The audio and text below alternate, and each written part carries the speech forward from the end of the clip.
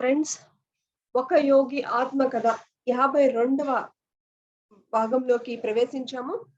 మరి అద్భుతంగా మరి పరమహంస యోగానందుల వారు ఏ విధంగా మహాత్ముల యొక్క మరి గాంధీ గారి యొక్క ఆశ్రమానికి వెళ్ళి అక్కడ గాంధీ గారి యొక్క దైనందిక జీవితాన్ని మరి వారి యొక్క జ్ఞానాన్ని, వారిలో ఉన్నటువంటి అహింసా తత్వాన్ని, మరి నిరాడంబరతను మరి ఏ విధంగా అన్నది మరి నిన్నటి వరకు ఎంతో అద్భుతంగా తెలుసుకున్నాం మై డియర్ ఫ్రెండ్స్.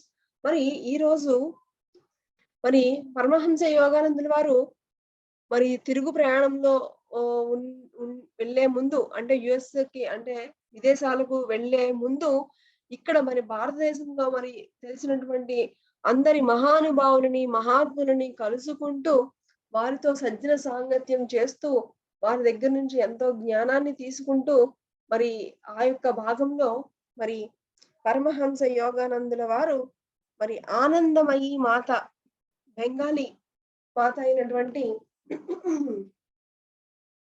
ఆనందమయీ మాతని కూడా కలుసుకోవడం జరుగుతుంది. అది ఏ విధంగా అంటే మరి వాళ్ళ మేనకోడలు అయినటువంటి అమియా బోస్ మరి తను చెప్పిందనమాట. ఏమని? ఒక్కసారి అయినా సరే నిర్మలాదేవిని ఒక్కసారి అన్నా మరి మీరు చూడవలసిందే, చూడకుండా మీరు ఇండియా నుంచి వెళ్ళకండి అని ఆవిడ ఎంతో భగవద్ భక్తి కలిగిన మరి ఒక గాఢ స్థితిలో ఉన్నటువంటి మరి ఒక ఆనందమయిగా అందరి మరి అక్కడ ప్రసిద్ధి చెందారు. సో మీరు ఒక్కసారి విదేశాలకు వెళ్లే ముందు ఒక్కసారి ఆయన కలిసి వెళ్ళండి అని వాళ్ళ మేనకోడలు అమియా బోస్ చెప్పడం జరుగుతుందన్నమాట. మరి అదే విధంగా మరి పరమహంస యోగానందుల వారు అంటున్నారు, అవును ఆ సాధ్విని తప్పకుండా చూడాలని నాకు కూడా మనసులో ఉంది. దైవ సాక్షాత్కార సాధనలో ఆవిడ చేరిన ఉన్నత స్థితిని గురించి నేను చదివాను. కొన్నాళ్ల కిందట ఈస్ట్ వెస్ట్ అనేటువంటి ఒక మ్యాగజైన్ లో మరి ఆవిడ్ని గురించి ఒక వ్యాసం వచ్చింది. అప్పుడు నేను ఆవిడ గురించి చదివాను. మరి ఆవిడ గురించి తెలుసుకోవాలని, చూడాలని నాకు కూడా ఉంది అని మరి పరమహంస యోగానందుల వారు అంటున్నారు అనమాట. మరి మొత్తానికి అనుకున్నట్లుగానే మరి ఆవిడ్ని దర్శించుకున్నారట.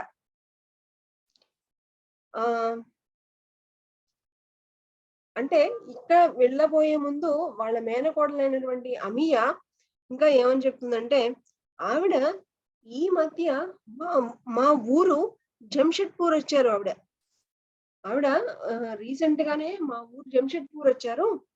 ఒక శిష్యుడి విన్నపాన్ని మన్నించి ఆనందమయీ మాత అవసాన దశలో ఉన్న ఒక అతని ఇంటికి వెళ్ళారట. అవసాన దశలో ఉన్న అంటే అనారోగ్యంగా చివరి దశలో ఉన్నటువంటి దశలో ఉన్న ఒక శిష్యుడి ఒక ఇంటికి వెళ్ళారట. ఆవిడ అతని మంచం దగ్గర నుంచున్నారట. చూడండి,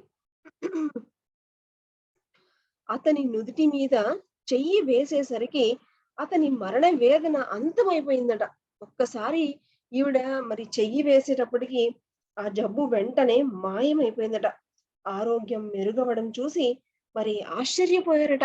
ఈ విధంగా మరి ఈవిడ యొక్క ఆనందమయీ మాత అయినటువంటి మరి నిర్మలాదేవి గురించి మరి చెప్తున్నారనమాట. ఇలాంటి అద్భుతాలు జరిగాయి ఆవిడ ద్వారా అని మరి చెప్తున్నారనమాట పరమహంస యోగానందుల వారికి. మరి మొత్తానికి కొన్నాళ్ల తరువాత ఆనందమయీ మాత కలకత్తాలో భవానీపూర్ పేటలో ఒక శిష్యుడి ఇంట్లో బస చేశారని విన్నాను. వెంటనే మరి ఇలాగా మరి ఆనందమయ మాత గురించి వీళ్ళు మాట్లాడుకోవడం, మాట్లాడుకున్న తర్వాత కొన్ని రోజులకట ఇప్పుడు పరమహంస యోగానందుల వారు ఎక్కడున్నారు? కలకత్తాలో ఉన్నారు. ఆ కలకత్తాలో మరి భవానీపూర్ అనే పేటలో మరి ఆవిడ ఒక శిష్యుడి ఇంట్లో ఉన్నారని వీళ్ళకి ఇన్ఫర్మేషన్ వచ్చిందనమాట.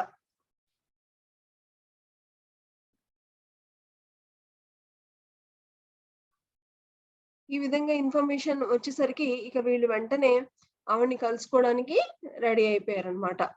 మరి ఎప్పటి నుంచో వింటున్నారు ఆవిడ యొక్క అద్భుతాల గురించి, ఆవిడని కలవాలని అనుకుంటున్నారు.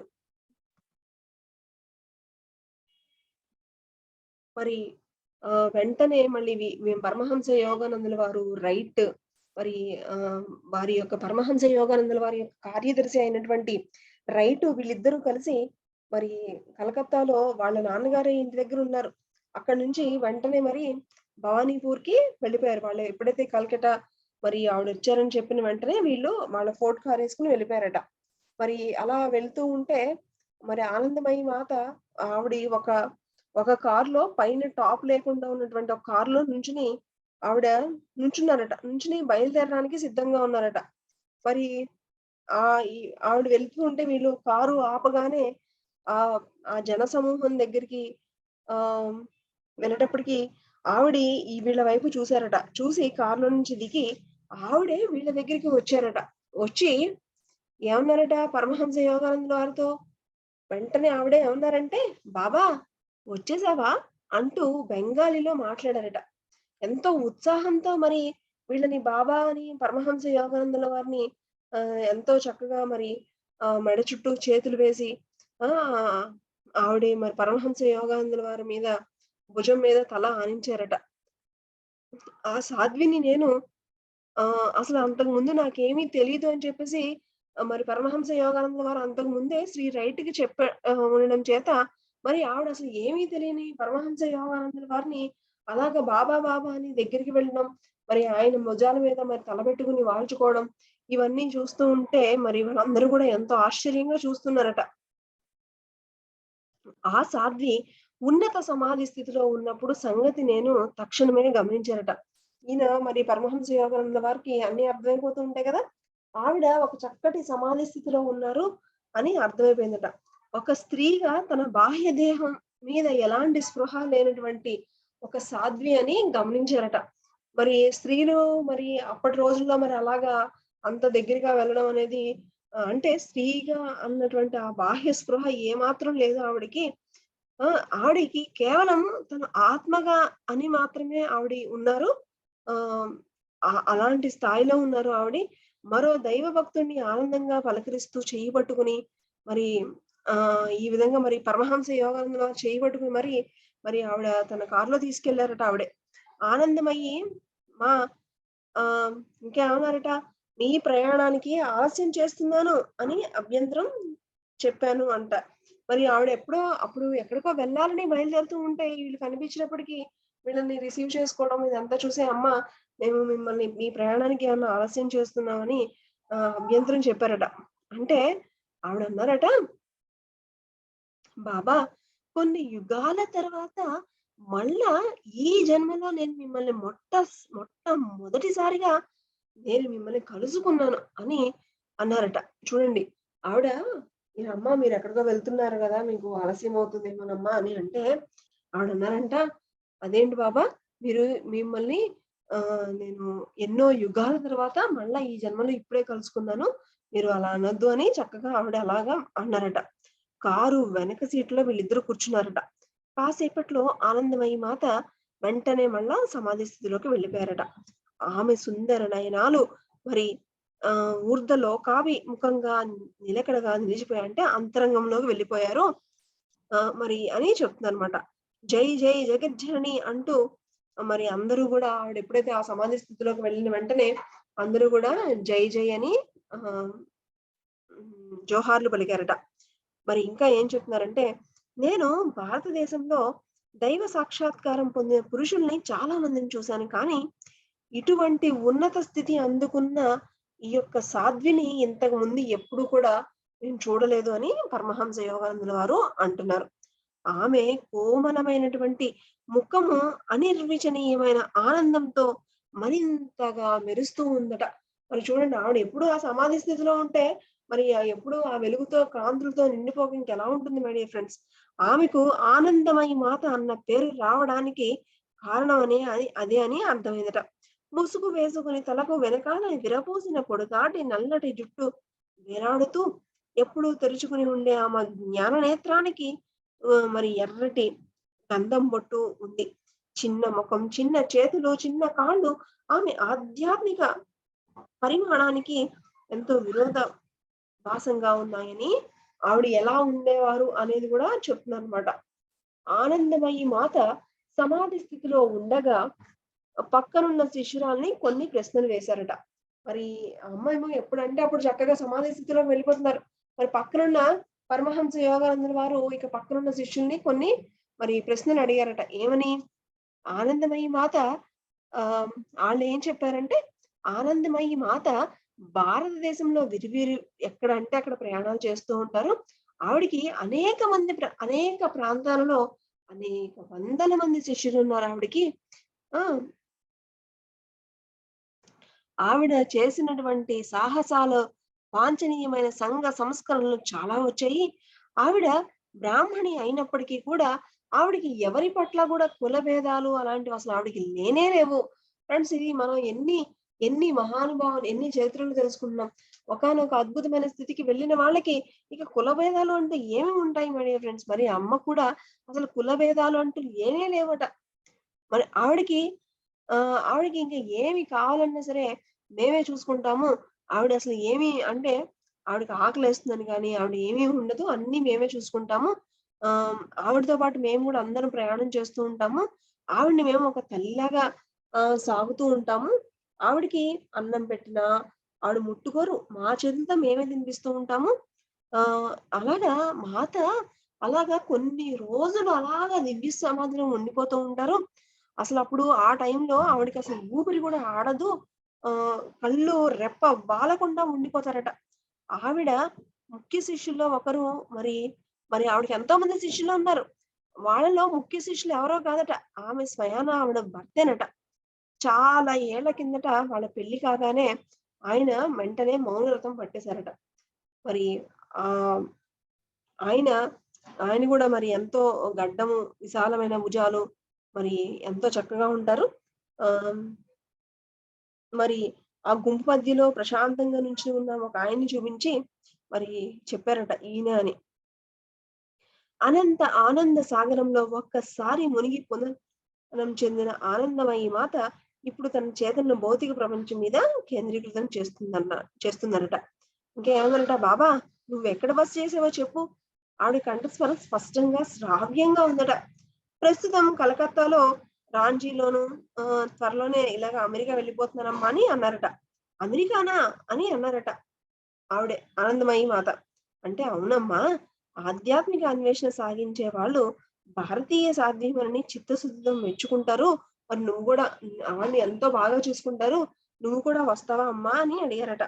బాబా నువ్వు తీసుకువెళ్తే నేను వస్తాను. ఆ!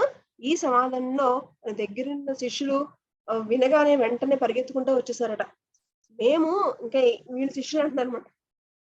గురువుగారు మరి మేము అమ్మ ఎక్కడికి వెళ్తే మేము అక్కడ ఉంటాము.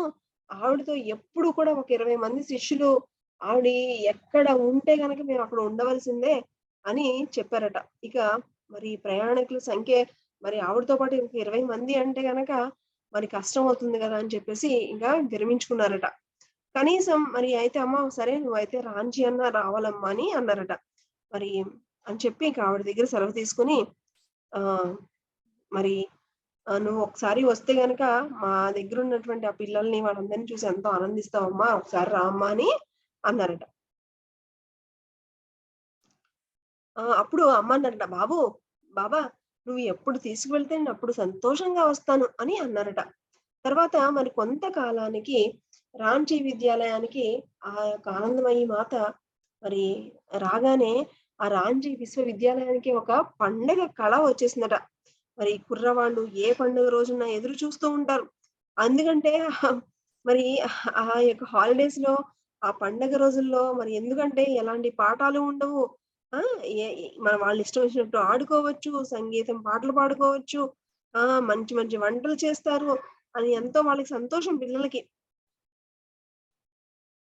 మరి ఎప్పుడైతే మరి ఆనందమయి ఆ మాత మొత్తానికి ఆ రాంచీకి వచ్చినప్పుడు అందరూ గూడా ఆవిడకి ఉత్సాహం ఉరకలు వేస్తున్న ఆవిడని చూసాక అందరిలో గూడా మరి జై జై సాధ్వీమణి మరి ఆనందమయి మాతకి జై అని అందరూ గూడా నినాదాలు చేశారట. మరి బంతి పూలు చల్లారట. మరి శంఖాలు, మద్దెల మోతలు ఇవన్నీ కూడా ఎంతో ఆహ్లాదంగా మరి ఎంతో ఆవిడని రిసీవ్ చేసుకున్నారట. ఆహ్, ఆవిడకి ఇక్కడ, అక్కడ అని ఏముంటుంది ఫ్రెండ్స్. ఆవిడ హృదయంలో ఎక్కడికి ఎప్పుడు గూడా ఆవిడ హృదయంలో ఆనందమే. ఎప్పుడు కూడా స్వర్గమే ఆవిడకి. మరి ఆహ్, మరి మొత్తానికి అమ్మ మరి ఆనందమయి మాత రాంచి అక్కడ విశ్వవిద్యాలయం ఉంది. అక్కడ రావడం అక్కడ వీళ్ళ ప్రధాన భవనంలోకి వీళ్ళు కూడా అమ్మని తీసుకెళ్లారట. అప్పుడు ఆవిడ దయతో ఏమన్నారంటే పసిపాపల చిరునవ్వు నవ్వుతూ మరి ఆవిడ పక్కన కూర్చున్నారట. ఆవిడ ఎవ్వరికైనా సరే ప్రేమాస్పదులందరిలోకి అందరికీ గూడా అతి దగ్గరగా అనిపించేనట్లు మరి ఉండేవారట. మరి, మరి అమ్మ మరి ఎంత ఆవిడ వచ్చిన వెంటనే అక్కడ ఎంతో చక్కటి వాతావరణం ఏర్పడిందనమాట. బాబాకి, బాబాకి అమ్మ మరి పరమహంస యోగానందుల వారు, "అమ్మ మరి మీరు మీ గురించి కొంచెం చెప్పండమ్మా" అని మరి పరమహంస యోగానందుల వారు అడిగితే ఆవిడ అన్నారట, "బాబా మీకన్నీ తెలుసు. ఆ! అదంతా మళ్ళా చెప్పడం ఎందుకు? ఒక చిన్న జన్మ తాలూకా వాస్తవ చరిత్ర ఏమంత తెలుసుకోవాలని" అని అన్నారట. అమ్మ ఆయన ఇంకా ఏమన్నారంటే, "అమ్మ చెప్పండమ్మా మీ గురించి" అంటే, "మీకంతా తెలుసు కదా! ఈ ఈ యొక్క మీకన్నీ తెలిసినప్పుడు ఈ యొక్క చిన్న జన్మ గురించి ఇప్పుడు మనం ఏం ఏం మాట్లాడుకుంటాము" అని అన్నారట అమ్మ. మళ్ళా ఒకసారి చెప్పండమ్మా అని మళ్ళా అడిగారట. ఇక ఇంకా అమ్మ ఏం చెప్పారంటే, "బాబా చెప్పడానికి ఏమీ లేదు బాబా" అంటూ, "అవసరం లేనివి ఏమీ లేవులే" అంటూ చేతులు ఆడిస్తూ మరి ఆవిడ అక్కడి నుంచి సూచిస్తూ చేతులు విస్తరించారట. ఇంకా ఏమని చెప్పారట, చెప్పండి అంటే ఏం చెప్పారో చూడండి అమ్మ. "నా చేతన ఎప్పుడు ఈ తాత్కాలిక శరీరంలో ముడిపడి ఉండలేదు." అంటే నా కాన్షియస్‌నెస్ ఎప్పుడు కూడా ఈ శరీర స్థితిలో ఉండలేదు. ఆ! అని చెప్పారట. నేను ఈ భూమి మీదకి రాకముందు నేను ఏమైతే ఉన్నానో ఇప్పుడు గూడా అదే ఉన్నాను. అంటే ఆత్మ గురించి చెప్తున్నారు. ఆత్మతత్వం గురించి అమ్మ చెప్తున్నారు. ఈ భూమి మీదకి రాకముందు నేను, నేను ఎవరిని? ఆత్మనే. అలాగే చిన్న పిల్లగా ఉన్నప్పుడు గూడా నేను దాన్నే. పెద్దయినాక కూడా నేను దాన్నే. నా పుట్టింటి వాళ్ళు ఈ శరీరానికి మళ్ళా పెళ్లి ఏర్పాట్లు చేసినప్పుడు కూడా నేను దాన్నే అని దాన్నే అంటూ ఇక్కడ అమ్మ ఆత్మతత్వం గురించి చెప్తున్నారనమాట. అలాగా మీ ఎదుట ఇప్పుడు గూడా నేను దాన్నే. ఆ! ఆ తరువాత అనంత విశ్వంలో మరి సృష్టి నర్తనం మారినప్పటికీ కూడా నేను దాన్నే అని దాన్నే అంటూ మరి ఆత్మతత్వం గురించి అమ్మ ఇక్కడ చెప్తుందనమాట. ఆనందమయి మాత ధ్యాన స్థితిలోకి వెళ్ళిపోయారట వెంటనే. ఆమె శరీరం ఆహ్, మరి ఎలాంటి కదలిక లేకుండా మరి ఎప్పుడు పడితే అప్పుడు అమ్మ అలాగా ఆ సమాధి స్థితిలోకి వెళ్ళిపోతూ ఉండేవారట. ఆమె ఇంకా అసలు ఆహ్, భౌతిక శరీరంలోకి తొలగించినప్పుడు మరి ఎప్పుడైతే ఆవిడ ఆ యొక్క ఆ స్థితిలోకి వెళతారో ఆహ్, ఎప్పుడు అలాగే వెళ్తూ ఉండారనమాట. అప్పుడు 1 సెకండ్ ఫ్రెండ్స్.